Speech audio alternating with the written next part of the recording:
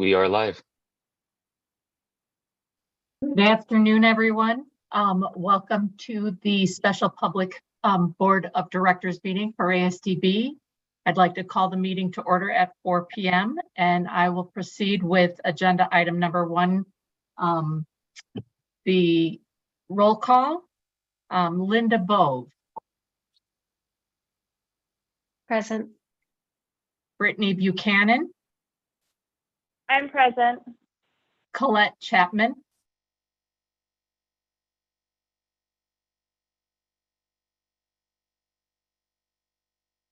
I see her. Colette, you are on mute. Yes, I'm present. Sorry about that. That's okay, thank you. Lynn Davison. Mike Gordon. Present. Catherine Cienko. Present. And myself, Sue K. Kneifel. We do have quorum, so we will move on to action item 2.01, approval of use of state trust lands. Superintendent Reichman.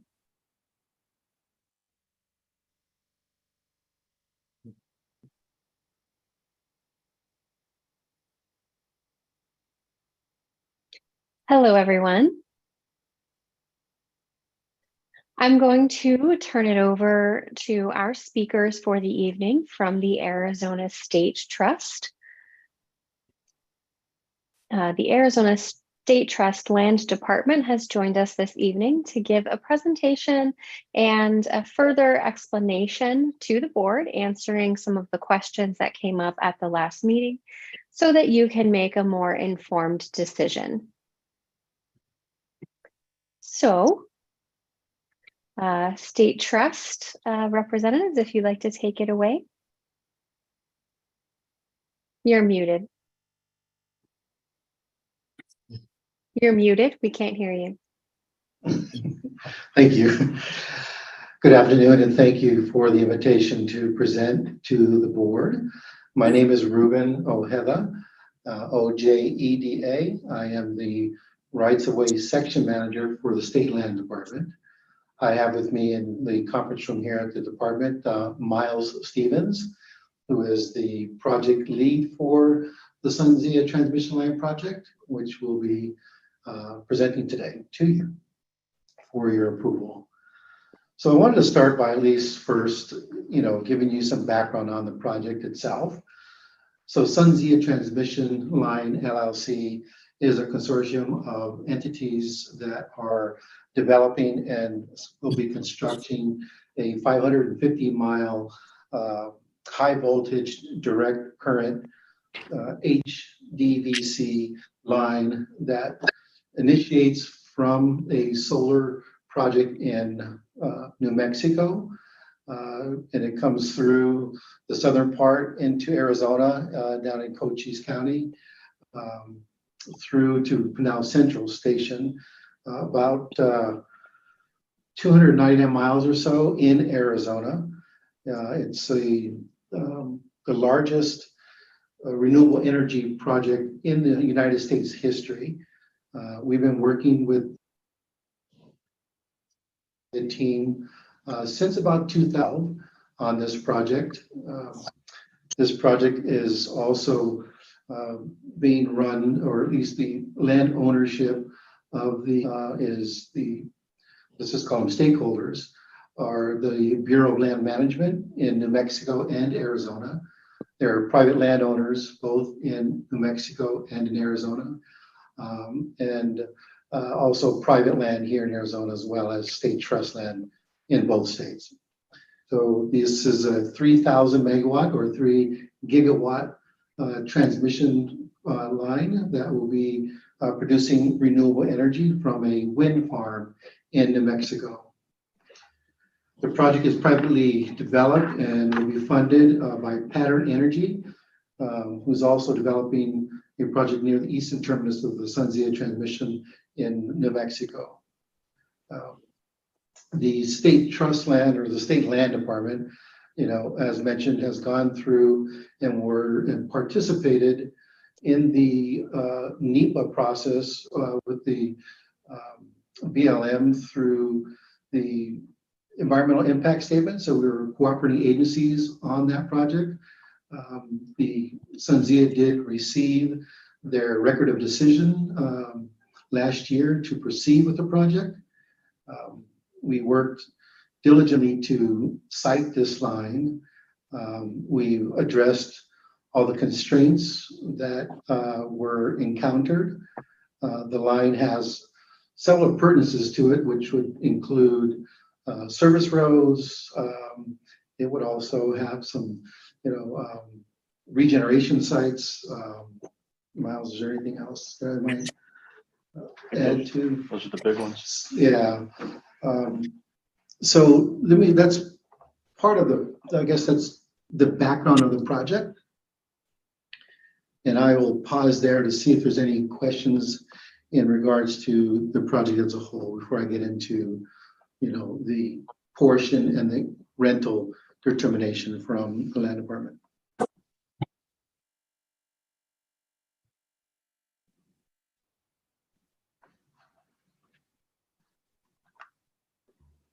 Thank you. Does any of the board have questions they would like to ask at this time?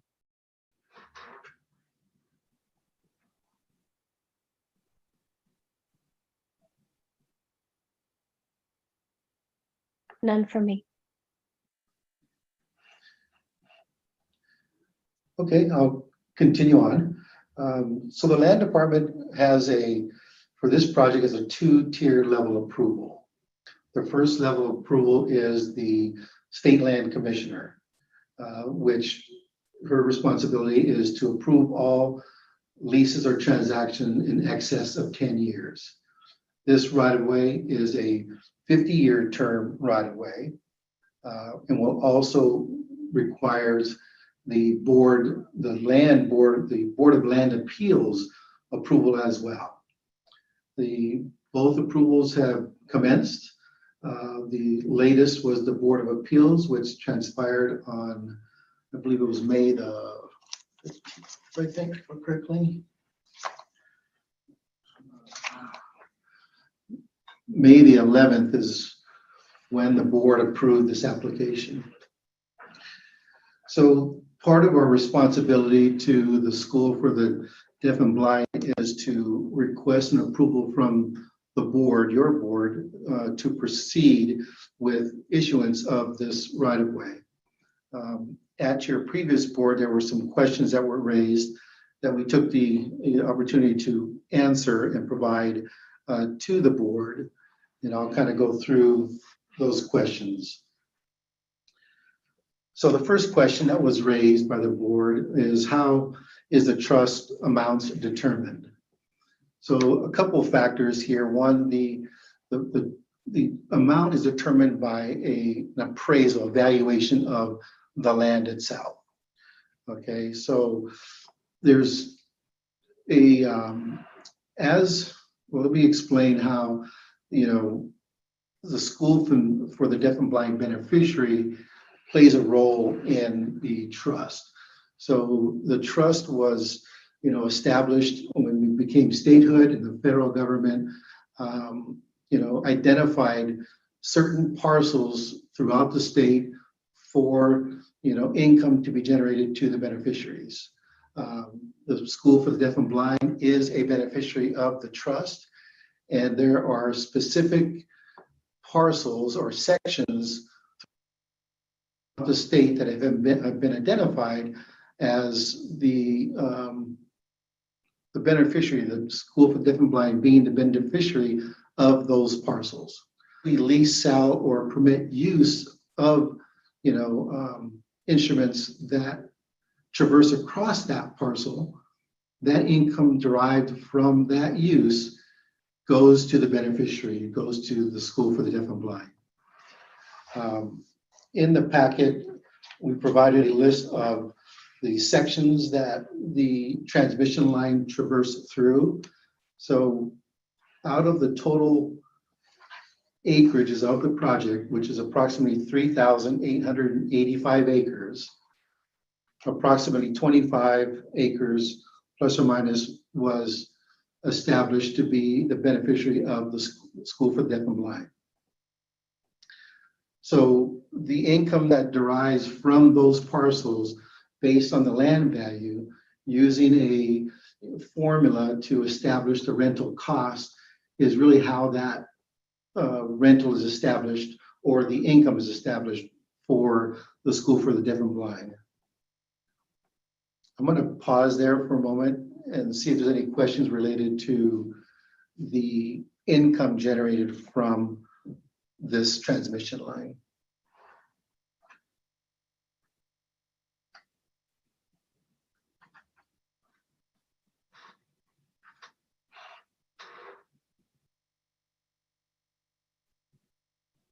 I think we're good. I think you can continue.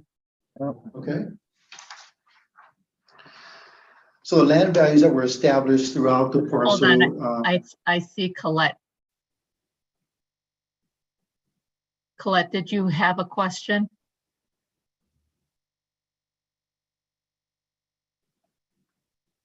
No, I do not. Okay, thank you. I saw you unmute. Yeah, and my mute and unmute button is not working properly, so you just have to give me a minute. Thank you. Okay, I'll go ahead and continue. So how do we calculate the dollar amount that's awarded to the School for the Deaf and Blind? So in your packet, in the Exhibit E, there's a worksheet that we utilize to calculate that rent. And, you know, there's two purposes of the, on the worksheet. One is the transmission line and one is a service road. The difference between the two purposes is the intensive use. The intensive use is, we use that factor as, you know, an indication of how intense is the land being utilized. So if you think about it this way, if this is a transmission line, high voltage, so the remainder of the use of that land is limited, meaning there's not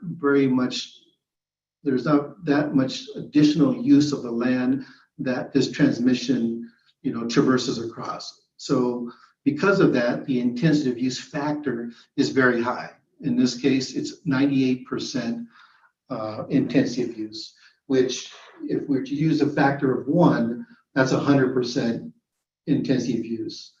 An example of 100% intensive use purpose would be like a public road, a freeway, a highway, things of that sort, where really that roadway is really the only use that could be, you know, or no, you know, compatible uses with that public roadway.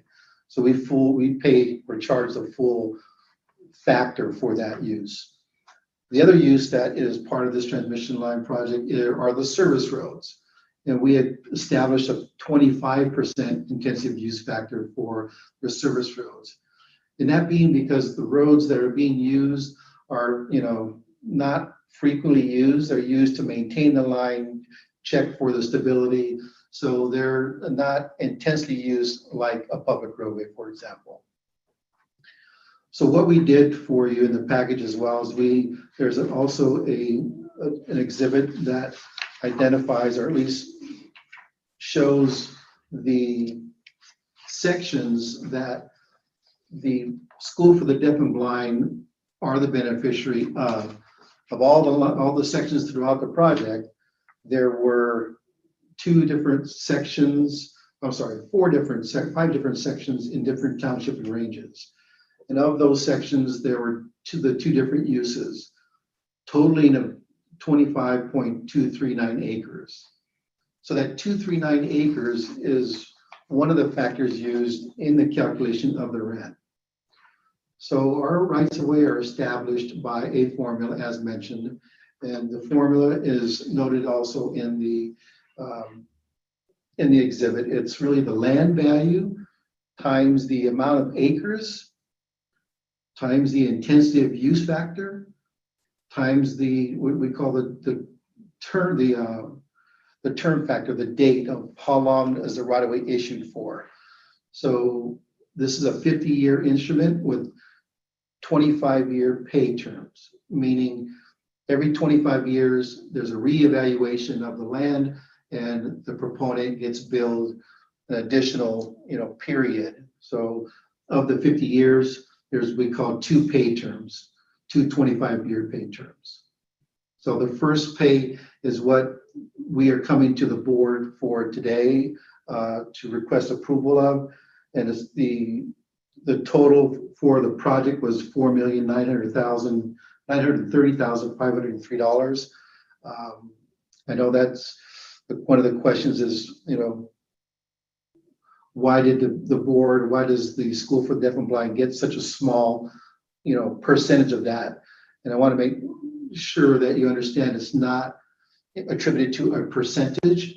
It's attributed to the actual parcels that this line traverses across, which is very few in relationship to the acreage of the total project. So 25 acres of over 3,800 acres is from land reserved for the School for the Deaf and Blind. So we take those calculations as shown in the worksheet, and we calculated that out to be the total cost of $21,593. So that's how that dollar amount is established, and it's pretty consistent here at the Land Department. I've been here, this is my 21st year. Every time we have an application that the School for the Deaf and Blind is the beneficiary, we have to identify the income to be generated for the School for the Deaf and Blind, and we have to present that to your board as we've done on this application as well. So that kind of explains and answers question number 2 that was brought to the board. So I'll pause there for a moment, and if there's anything else, I can answer any follow-up questions.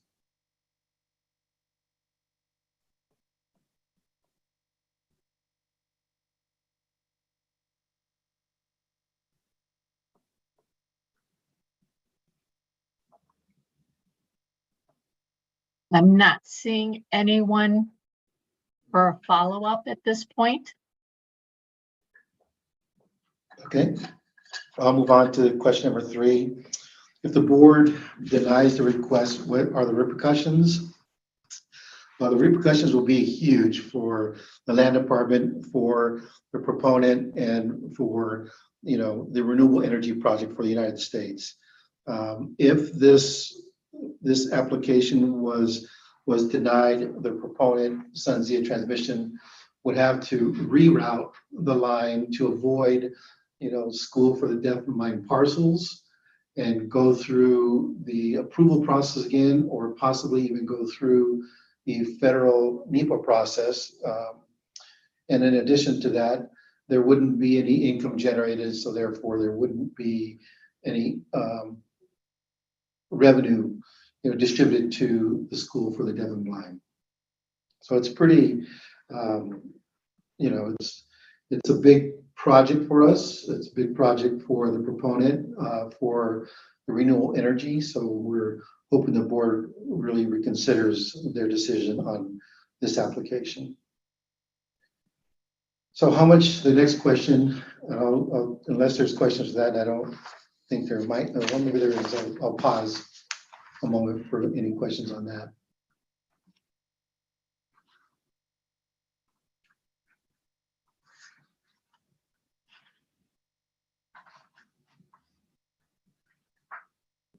I think you can just go ahead.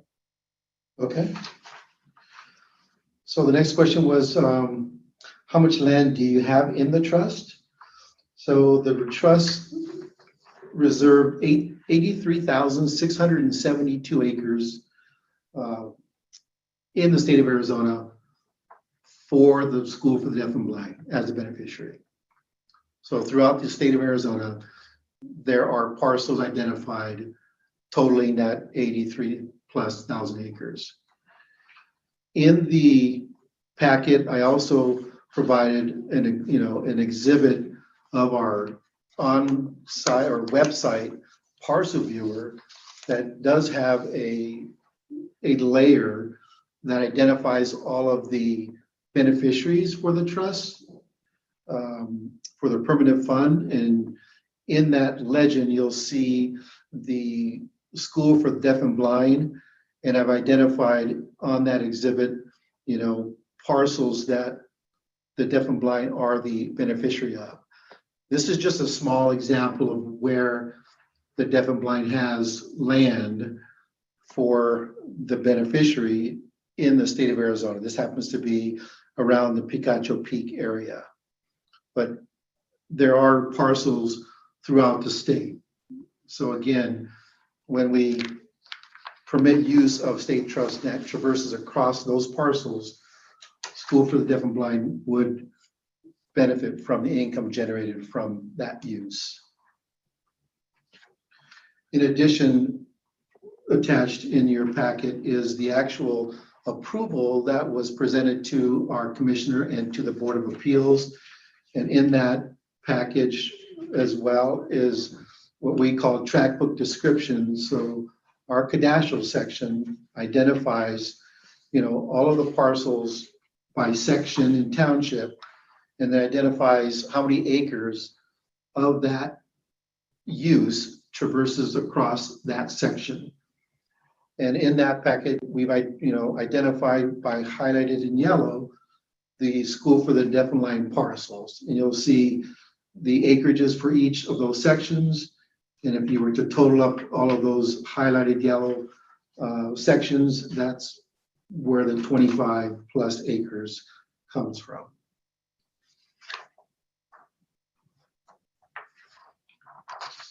Any questions related to how much land the School for the Deaf and Blind has on state trust?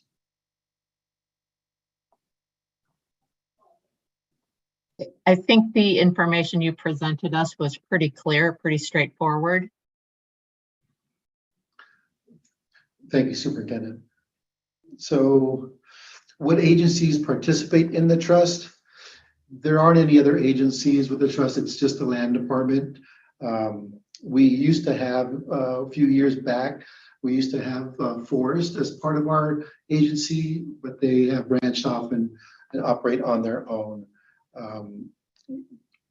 We manage about 10 million acres, well, now about 9.2 million acres in Arizona. When we became a state, we had about 10 million. Just for some information regarding the trust, there's two separate, buckets or funds that we allocate revenue from the trust into. So just to explain, to every dollar that we earn from the use of state trust land, 100% of that money goes to the beneficiaries and gets distributed based on these parcels, most of them being common schools. So our agency operates from a budget established by the legislature. So we don't use any income to operate the agency. 100% of the income gets distributed to the beneficiaries. And that income is distributed, in two different ways. There's a permanent fund that income gets distributed to, and then there's an expendable fund. The difference between the two are the permanent fund is a fund that we distribute funds for all of our sales, all of our natural products, things that we dispose of. So those would be any for us in right-of-way, it would be perpetual rights-of-way, and would be commercial sales that are in fee. And also from our minerals division, it could be, our minerals section could be, sand and gravel, it could be native plant, it could be other things of that sort. All of those, that revenue goes into the permanent fund, which is managed by the state treasury. And currently that fund has about $7.5 billion in that fund. And the fund distributes that income on a quarterly basis to the beneficiaries. Again, based on this, this distribution of beneficiaries. The expendable fund is the income generated from the trust for leases, either short-term or long-term leases that aren't permanently disposed of. So meaning we might issue easements or rights across our land for a shorter term. For rights of way, we do them for 10 years, 50 years. We have some for 75 years. That income for those shorter term, non-permanent fund go to the expendable fund, and that gets distributed on a monthly basis. So I have a couple of some numbers that we generated for the School for the Deaf and Blind over the past 3 years, and I'll share that with you. I'm going to give you ask you to hold for 1 second. I just want to have it known on record that Catherine Sanko needs to drop off, but we still have quorum, so you can continue. Thank you. So in the expendable fund in the fiscal year 2020, our fiscal year ends June 30th. So in 2020, Thank we you for the generated presentation. I'm signing off now. Take care. So the expendable fund in the year 2020, we generated $144,944. In the permanent fund for 2020, we distributed $52,140. In fiscal year 2021, we distributed $181,403 to the School for Deaf and Blind. And in the permanent fund, it was $5,692. In fiscal year 2022, give me a second here, my screen went blank, I'm sorry.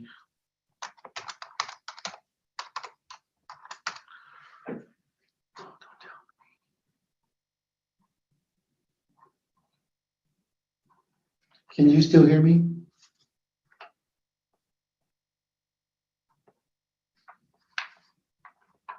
We can. Okay, thank you.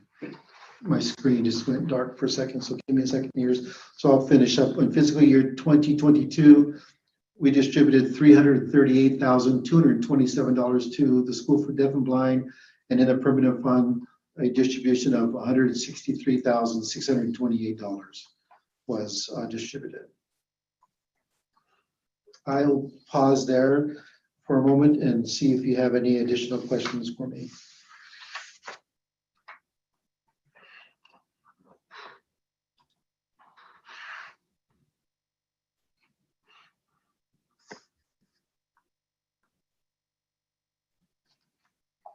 Does anyone have any additional questions?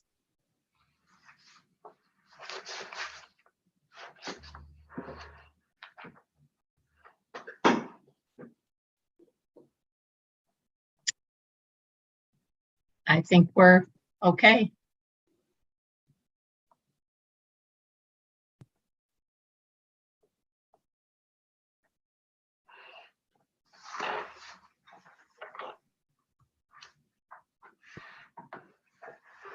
Do you have anything else you want to share with us? Otherwise, I would be open to further questions, discussion, or a motion. I do not have anything further to present. Thank you so much. I appreciate it.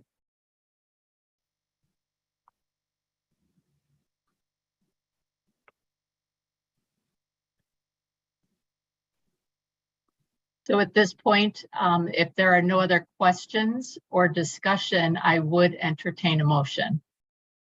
I see you, Colette. Yeah, I'll make a motion to approve the contract. I have a motion. Do I have a second? Brittany Buchanan, I'll second. Linda, I'll second. Trying to get my camera working. All those in favor, if you could come on camera and at least hands up or thumbs up. Aye. Aye. I'm not on camera, but aye. Okay. Any opposed? Abstentions? Motion carries. Thank you very much, gentlemen. We really appreciate your time today. Yeah, thank you. Thank you for the opportunity. We much appreciate it. Moving on to agenda item 3. Do I have a motion for adjournment? This is Linda. I move to adjourn this meeting. Second, This is Colette. I will second the motion. all those in favor, say aye. Aye.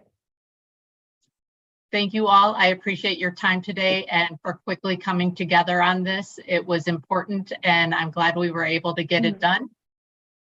Thank you again, and you guys have a great rest of your evening. Thank you. Yeah. Thank